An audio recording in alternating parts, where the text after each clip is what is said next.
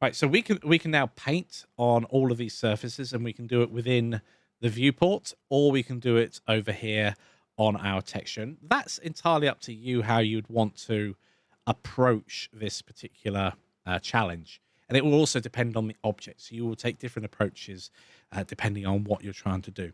There are a series of tools along the top and the side. So we've got this sidebar here that has some pretty standard things like softening, smearing. Cloning is useful, maybe not with bright colors like this, but if you were painting with a texture, which is something else you can do, then obviously being able to clone one area and use it on somewhere else, or even after you've painted something manually, you could clone it over to another area and then alter it slightly. So lots and lots of fun can be had there. The fill tool, as you can probably guess, fills in an area, and we're filling in white at the moment. Now you can also mask off areas, which is the next one here. So masking can be a bit difficult to control. What I prefer to do is select a particular face first and then mask it off. That I find is a lot easier to do. So at the moment, we've got selection-based masking, I believe it's called. So we've got this bottom face selected, but if we start painting, we can change our mode at the top here. So this mode selector at the top here is very similar to the paint selector, the paint mode at the top here. So we've got paint, and then we've got mask, and you can't really see what's going on in that particular instance. Let's switch that back to paint, and this one back to there's lots of different paint modes. We do want texture paint, that is important. So yes, when we're dealing with our mask here, we can actually, you say it's missing a stencil, we can actually change. This is where having this size of font can be challenging. So we can have a different stencil mask. So we can use another texture basically in order to mask out a certain area and be able to color in on that. Which And is really just useful. to be very clear for anyone who's watching and wondering, when we're masking out a texture, I mean, I can explain this, but Mikey, when we're masking out a texture, what does that mean? Where something is and where something isn't. So if you're what a great example that I love using is your hand. You know when you're a kid and you drew around your hand? Yep. You masked out the paper underneath, and then you're able to create an area that is your hand and isn't very, very easily. And That's a good example. Yes, I love making things as simple as possible, wherever possible. So we can paint on a surface, and I'm still trying to paint in text. Scroll back here, change this from mask back to painting for the moment. Excellent. Now, bear with me. I have forgotten where something is that I want to show you guys, which is always embarrassing. It's one of the things that Blender is great at, is hiding things from you.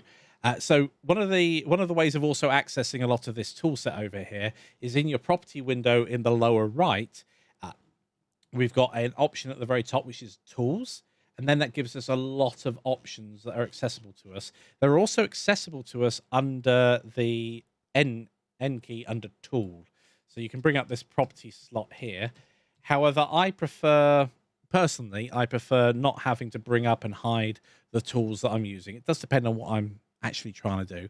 But if I bring that up, you can see it's taking up space on here. It's 6 of one and a half dozen of the other. If it's over here on the side, it's permanently there. So if we're painting something in and just want to fetch a different color really quick, that gives us a lot of space and a lots of flexibility to go backwards and forwards. One of the things that you can do is work in full screen mode by selecting any particular window, hover over it with your cursor, control and space, and then you're actually filling up your entire screen. And then maybe going backwards and forwards with this is just as quick and useful. I want to show you the different options there of accessing different tools. Let's bring this back in because I'm going to show various areas here. I think having this open on the sidebar is quite useful. You can also pin some of these areas. I don't know if that's a feature that's coming up. It looks like it is because I can't see the pin icon. But you can make your custom kind of layout in the future. I think it's on some of these tabs already. There's a pin icon, so it keeps it there no matter which workspace you go to, which can be incredibly useful. Brushes are a great topic, not one for today, but what you can load in is different styles of brushes. So if you wanted something that looked a bit more grass-like when you were painting, rather than this circle with a bit of fall off to it, then you can change that there. In fact, let's go through these slightly, because these are all really useful. There's only one brush by default with Blender, but if you have more brushes, it gives you slightly more options when it comes to painting in general. Most of the time when you're starting, it's not going to matter what you're using anyway. Related to that, because I Yep. was wondering a little earlier, Yep. can you do layer painting on this system? Layer painting is not something that's built into Blender by default, and if we have time, I'll show. Well, whatever we have time wise, I'll show the basics of setting it up, even if we don't deep Oh, okay, dive. so it is still possible. It's just not in there by default. Correct. Okay, interesting. It's possible, but it's a shader setup that we need to do. We've got our blend mode specifically for our brush, and these will be things that are familiar to you if you've used GIMP or Photoshop in the past. There's loads of different varieties. In general, you want it left to mix unless you're doing something specific. The ones that I like using are mix, which is just you're painting over like this. Then we have a couple of other options. Multiply is one that I quite like using, but it's going to multiply it and just get darker as you go through. And then we've got, where is overlay? Overlay is a way. Here it is. Overlay is a way of making things lighter. Now you'll notice that as you're painting here, it doesn't have quite the same effect. You can see it's giving us a different color because it depends on what's underneath it first. You can see that it's sharpening up the edges of these pixels.